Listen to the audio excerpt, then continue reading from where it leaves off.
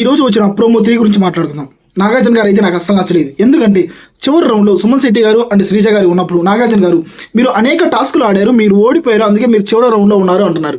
But మన దృష్టిలో వాళ్ళిద్దరూ ఓడిపోయారని మనం ఎప్పుడు అనుకోలేదు. ఓకేనా, సూపర్గా ఆడిన జంట వాళ్ళ జంట కూడా. ఓకేనా, ఈ వీక్ అంతా సుమన్ శెట్టి గారు అండ్ శ్రీజ గారు వాళ్ళిద్దరిని చివరిలో పెట్టి రీతుని సేవ్ చేయాలని లిటరలీ బిగ్ బాస్ వేసిన కుట్రలో పాపం దమ్ము శ్రీజ ఎలిమినేట్ అయిపోయింది. ఓకేనా, ప్రోమో స్టార్టింగ్లోనే నాగార్జున గారు స్టిక్కర్స్ అతికించమన్నారు. మన తెలివైన రీతు ఏం చేస్తుందంటే బ్యాట్ని స్టిక్కర్తో అతికిస్తుంది. ఆమె తెలివి గల్లది. పాపం సుమన్ శెట్టి గారు శ్రీజ గారు తెలివి లేని వాళ్ళు. ఓకేనా, వాళ్ళ దృష్టిలో. ఆ తర్వాత Demon Pavan and Sreeja and Suman Shetty గారికి మీరు బ్లాక్లో ఉన్నారు, సేఫ్లోకి రావాలంటే ఒక టాస్క్ పెట్టారు. అందులో ఒక కువర్ ఉంటుంది, అందులో 10 ఐటమ్స్ ఉంటాయి. వాళ్ళు 3 ఐటమ్స్ పెట్టి దాన్ని అయితే ఫిల్ చేయాలి. ఓకేనా, అక్కడ దమ్ము శ్రీజ ఫిల్ చేస్తుంది. కాకపోతే దమ్ము శ్రీజకి తెలియదు ఏంటంటే పాపం ఎంత బాగా ఆడినా తనని తీసేస్తారని తనకు తెలియట్లేదు.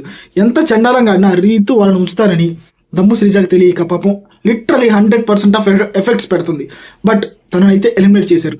చివరిగా మన సుమన్ శెట్టి గారిని శ్రీజ గారిని నిలబెట్టి మీరు గేమ్స్ ఆడలేదు కానీ ఈ పొజిషన్లో ఉన్నారు అంటున్నారు.